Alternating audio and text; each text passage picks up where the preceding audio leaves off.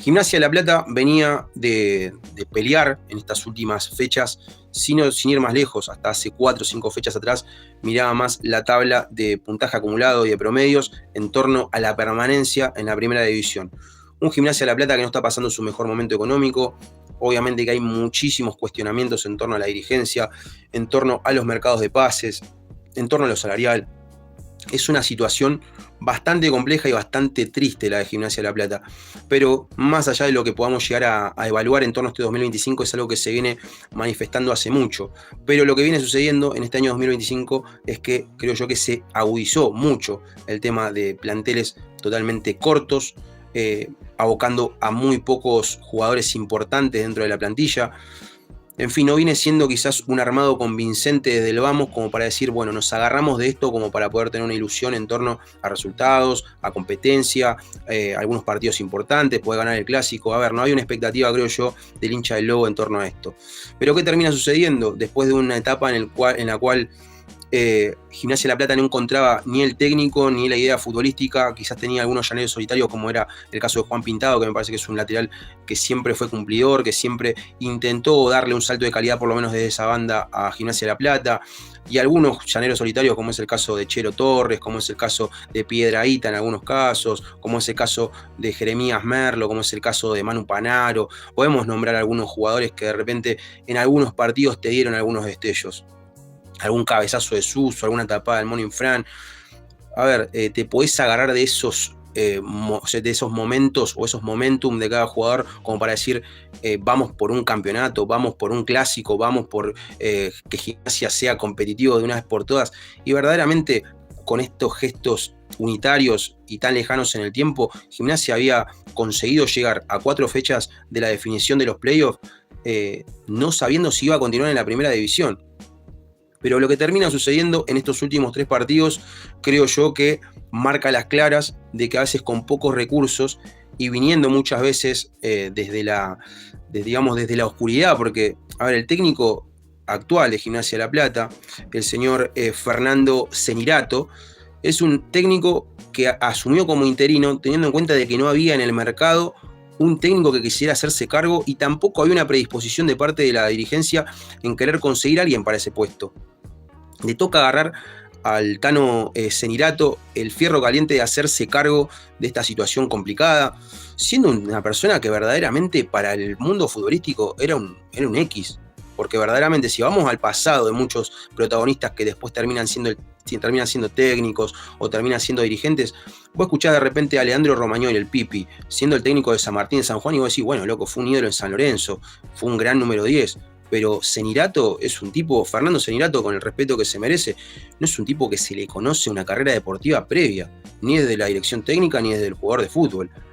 Y más o menos uno que conoce, sabe que se formó en Gimnasia de La Plata, que jugó en Tiro Federal, que jugó en el ascenso de Italia mucho tiempo, pero pará de contar, no es un tipo que hizo un apellido en el fútbol argentino.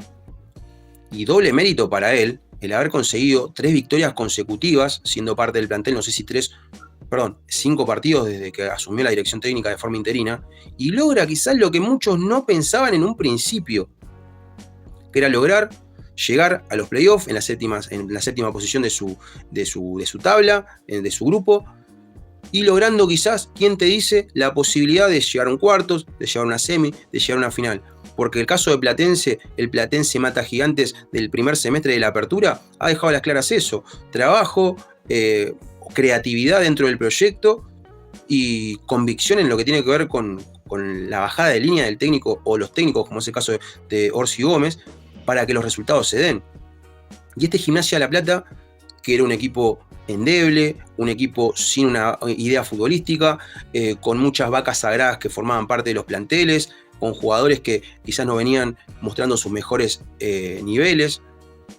y más o menos acomodando un poquito la quinta, Cenirato ha logrado poner o posicionar a Gimnasia de La Plata en un lugar impensado,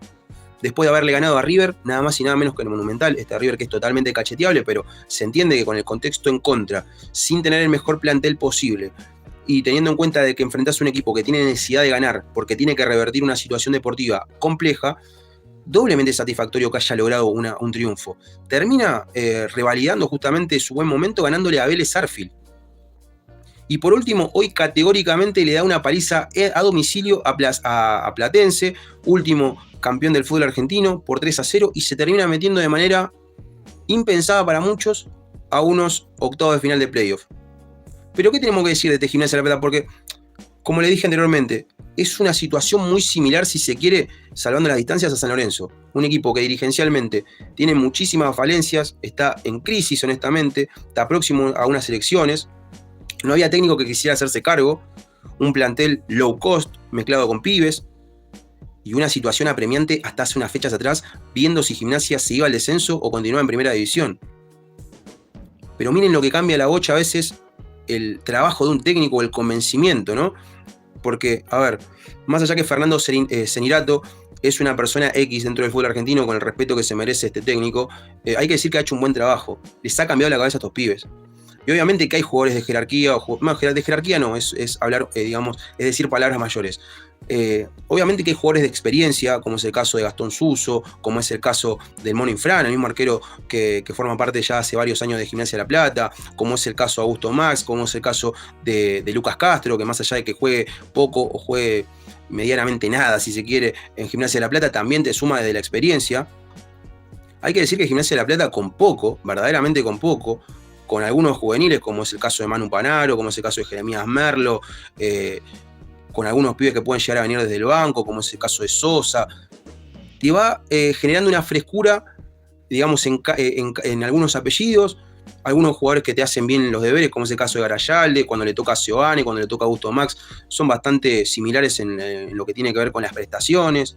Te entra un Bautista Merlini y también te puede aportar lo suyo, también desde la experiencia. Es una defensa central que es sólida, porque yo decía, Renzo Giampaoli no se pudo haber olvidado de jugar como lo hacía en Quilmes. En Quilmes, Renzo Giampaoli era el mejor defensor central de la categoría, incluso se fue a jugar a Noruega, un jugador que pertenece a Boca y que nunca tuvo posibilidad de poder formar parte del equipo, de la misma camada de Nicolás Valentini, siendo un buen defensor central, supliendo a Leo Morales de una muy buena manera, y Gastón Suso, que había sido capitán de Platense, que también le costó hacer pie, pero lo hizo bien. Juan Pintado por el lado derecho, como siempre digo, es una garantía de los mejores laterales del fútbol argentino.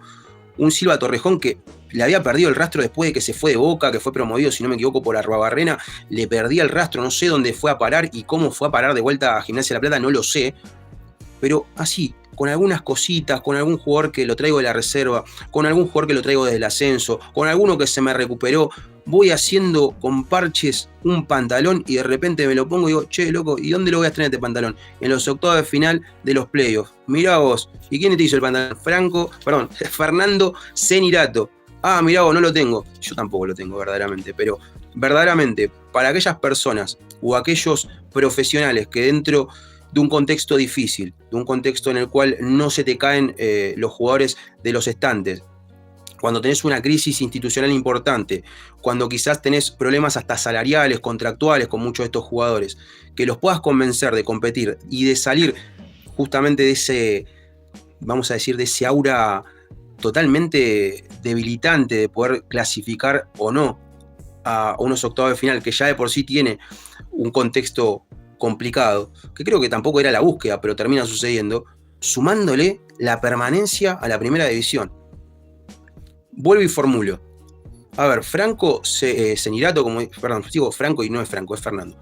Fernando Cenirato va a los octavos de final habiendo cambiado la cabeza de un equipo que venía de comerse una paliza futbolística contra Estudiantes de La Plata, no mostrando la mejor actitud, teniendo que jugarse una patriada muy importante en el Monumental, saliendo airoso de eso, ratificándolo con Vélez, ganándole hoy a Platense de manera categórica y olvidándose por completo de los puestos de abajo para ir a por todo en los octavos de final. Y así como Platense en su momento se ha metido en una final y le ha ganado a los gigantes, porque verdaderamente el mote de mata gigante, que no sé si se lo puse yo o no, eso después ustedes lo dirán porque se pueden ir a los videos y lo pueden ver, pero más allá de eso, el mote de mata gigante de Platense se fue forjando en torno a la solidez, en torno a una idea, en torno a la austeridad, pero al sentido de pertenencia. Y lo que veo, digamos, de la dupla Orsi-Gómez fue la creatividad dentro de un plantel que no le permitía tampoco poder ir a pararse mano a mano contra San Lorenzo, contra Racing, contra River. Pero lo hizo y terminó pasando de ronda. ¿Por qué no pensar que Gimnasia de La Plata puede hacer el mismo papel? Está bien, se puede quedar en el camino contra Unión de Santa Fe y se puede quedar en el camino, totalmente, porque Unión incluso viene jugando un buen fútbol, más allá que en las últimas fechas no lo viene haciendo del todo bien, pero viene jugando un buen fútbol, es un equipo sólido el de Madelón. Pero, ¿por qué no pensar que Gimnasia de La Plata puede llegar a meterse quizás en la conversación de poder generar la esperanza de un título con un técnico que vino desde las sombras, acomodó las cosas y que en base al trabajo dejó de lado el tema de la permanencia para meter de lleno a un club que está devastado desde lo dirigencial, desde lo económico, que no tiene grandes fundamentos desde lo futbolístico, pero aún así todo con creatividad, que no prima en el fútbol argentino la creatividad y siempre se alega a que no hay recursos, a que no hay dinero para poder hacer un buen proyecto, como lo hizo San Lorenzo también con Damián Ayude. Hay que celebrar y hay que ponderar a personas como Fernando Cenirato y hay que ponderar también a clubes como Gimnasia de La Plata, que con escasos recursos y con jugadores que verdaderamente muchos se lo cruzan en la calle y no los conocen, han logrado meterse entre los 16 mejores equipos del fútbol argentino. ¿Y quién te dice que Gimnasia de La Plata en una de esas hace la gran platense y se termina convirtiendo en el nuevo campeón? Campeonato que verdaderamente la historia de Gimnasia se lo merece. La historia de Gimnasia se lo merece, esa camiseta se lo merece.